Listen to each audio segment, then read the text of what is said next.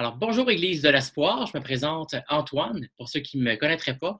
Et aujourd'hui, petite vidéo d'encouragement pour vous avec Hernan et Claudia, un couple de l'Église. Dans le fond, Hernan a été déclaré positif à la COVID-19, tandis que Claudia, elle, n'a pas été contaminée. Donc, les deux, en ce moment, doivent faire distanciation sociale à l'intérieur même de leur logement. Donc, je voulais voir avec eux un peu, petite entrevue pour savoir comment ils vivent tout ça et comment, qu'est-ce qui se passe en fait dans leur vie, comment Dieu les travaille à travers tout ça. Donc, bonjour Hernan, bonjour Claudia. Bonjour Antoine, ça Alors, va? ça va bien, moi, vous? Ça va bien, vous autres aussi? Ça va. Ça va bien. Donc, on peut commencer tout de suite, justement, première question. Comment vous vivez tout ça ensemble, toute cette nouvelle, ce chamboulement-là? Moi, d'abord, je te dois dire que je travaille dans le domaine de la santé et je suis positif à la COVID depuis le 8 avril. Moi, j'ai accepté le diagnostic parce que je me souviens que je parlais à Dieu et je lui ai dit, Seigneur, toi le contrôle. Et je ferai tout le temps, je te ferai tout le temps confiance. Mais nous sommes humains. Je me souviens que la même journée, j'ai vu le point de presse de M. Legault. Au moment que j'ai vu la chiffre de la quantité d'infectés, je me suis dit, et moi, je suis dedans. Pourquoi? Pourquoi moi? Immédiatement, j'ai réfléchi et je me suis dit, le Seigneur a le contrôle. Mon Dieu est bon et il sait pourquoi. Après cette journée-là, jamais je me suis fait la même question. Et mes journées sont plutôt tranquilles. Heureusement pour moi, mes symptômes n'étaient pas graves. À date, j'ai passé déjà 6 tests avec les résultats positifs. Moi, je reste tranquille parce que je sais que dans le temps de Dieu, le virus partira de mon corps.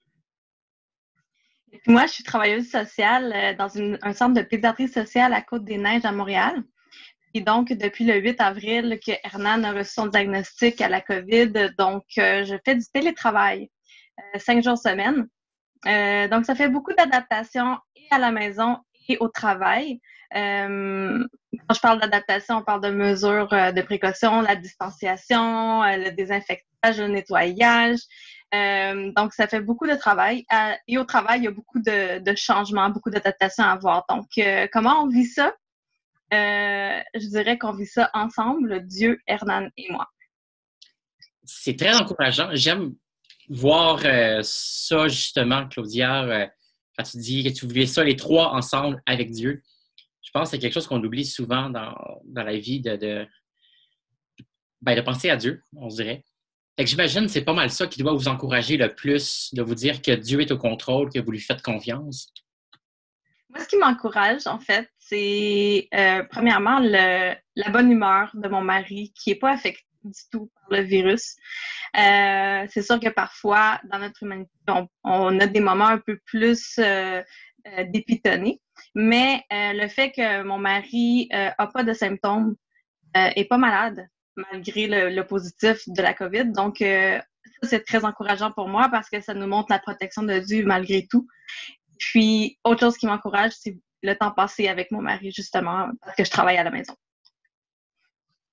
Et moi, ça m'encourage de savoir que ça va passer. Puis après, je retournerai à faire mon job de préposé. À prendre soin de les patients, parce que les besoins de personnel sont grands. Alors, je vais retourner au travail. Je trouve ça tellement encourageant de vous entendre comme ça, les deux, de voir que c'est peut-être pas évident, mais que ça n'affecte pas du tout votre foi. J'ai l'impression. Puis là, je me demanderais comment vous vivez justement votre foi, votre relation avec le Seigneur à travers la distanciation entre les deux, à travers le fait que vous devez justement rester à 2 mètres l'un de l'autre en tant que couple. À travers le fait aussi que, Hernan, ça fait quand même au-dessus d'un mois que tu es positif et que tu attends toujours un résultat négatif. Donc, comment votre foi est travaillée à travers ça? C'est ma foi qui m'a permis d'être en paix. Parce que je sais que Dieu est bon, il est notre Père, puis toujours il veut le mieux pour moi. Grâce à ma foi, depuis que le virus est arrivé, je n'ai jamais eu peur. parce que je sais que ça va passer. Claudia et moi, on a fait des plans pour le futur, malgré les périodes difficiles. On va déménager très bientôt et on sait que Dieu a des plans pour nous. En fait, on croit que le temps de Dieu est parfait. On croit que Dieu a le contrôle. On croit qu'il est fidèle, qu'il est tout-puissant, que même dans la tempête, il ne change pas. Donc, on fait confiance à Dieu, même si on ne comprend pas tout. Non, j'aime ça. Des fois, on ne comprend pas ce que Dieu fait, mais il faut quand même lui faire confiance. Tu as raison, Claudia, là-dessus. Vraiment. Puis la question que je pourrais vous demander, rendu là, c'est, on parle de distanciation depuis tantôt, mais comment vous vivez ça en tant que couple, d'être séparés depuis au-dessus d'un mois? Je dirais que c'est pas facile. C'est vraiment pas facile d'être à distance de mon mari. C'est difficile de ne pas pouvoir lui donner un câlin quand il y a un moment un peu plus difficile. C'est vice-versa, c'est difficile de ne pas pouvoir recevoir de câlin quand c'est un peu plus difficile. Mais à travers ça, on apprend à s'aimer autrement. Dans le fond, on apprend avec les gestes, avec les paroles, avec les yeux, avec les services, tout le reste qui est autour du contact physique dans le couple. Donc, je pense que c'est ça qui fait qu'on passe à travers la distanciation. Et pour moi, il n'y a pas de séparation. Nous sommes une seule chair, malgré la distanciation physique. Nous sommes toujours là, l'un pour l'autre. C'est beau à vous entendre comme ça, de voir qu'il n'y a pas vraiment de distanciation pour vous. Donc, j'imagine que ça doit rendre votre couple plus fort. Est-ce que c'est le cas?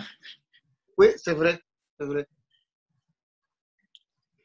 En fait, c'est le fait justement que ça nous apprend à travailler d'autres choses que le contact physique. Donc, ça fait qu'on va parler plus, on va s'appuyer l'un sur l'autre, on va prier ensemble. On a toujours prié ensemble à tous les soirs pour tout le monde autour de nous. Sauf que précisément, depuis le confinement, on prie l'un pour l'autre. Donc, je prie pour lui, il prie pour moi. Puis, on prie pour nos frères et sœurs qui ont le COVID aussi. On prie pour nos familles. Donc, le fait qu'on se rapproche malgré la distanciation, c'est ça je trouve, qui rend justement le couple fort. C'est merveilleux. Et aussi pour moi, je te vais dire, je vois tout le temps l'amour de Dieu à travers de mon épouse, Claudia. De sa dédication, sa patience. L'amour pour prendre soin de moi, c'est incroyable. La dernière fois que j'ai vécu une chose pareille, c'était avec ma mère, sans mélanger les rôles. C'est incroyable l'amour de Claudia pour moi. Je ne sais pas trop quoi ajouter à ça, autre que de dire que vous êtes encourageant, que c'est vraiment beau à entendre. Est-ce que vous auriez quelque chose en terminant à rajouter un dernier commentaire? Oui. On dit que notre église est notre famille, et ça c'est vrai. Moi, j'ai senti l'amour des frères et des sœurs qui sont venus chez nous pour apporter l'épicerie. J'ai reçu aussi plein d'appels téléphoniques, de messages.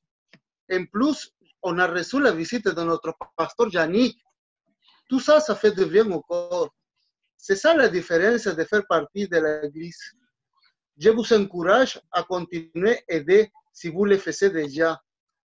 Et sinon, je vous encourage à commencer à le faire. Moi, je vous dirais de faire confiance à Dieu, parce qu'il est en contrôle. Je voulais vous partager les paroles d'un chant qui m'encourage beaucoup. Traduction de l'espagnol, en fait. C'est Dieu fera un chemin là où je pense qu'il n'y en a pas. Il œuvre d'une manière qu'on ne peut pas comprendre. Il sera mon guide. Il sera à mes côtés. Il me donnera amour et force à chaque jour. Il fera un chemin là où il n'y en a pas. Je pense que c'est les meilleurs mots de conclusion pour terminer cette courte entrevue. Merci beaucoup, Claudia. Merci beaucoup, Hernan, pour ces paroles de sagesse, cet amour que vous avez pour Dieu. Église de l'Espoir, je vous souhaite une bonne fin de journée. J'espère que ça vous a encouragé. Je vais même vous inviter, si jamais vous avez des paroles d'encouragement, des commentaires, laissez-les dans les commentaires sur cette vidéo-là. On va se faire un plaisir de pouvoir les lire. Je suis sûr que Claudia et Hernan aussi vont se faire un plaisir de les lire. Je vous souhaite une bonne fin de journée. Merci beaucoup à vous deux. Merci. Merci.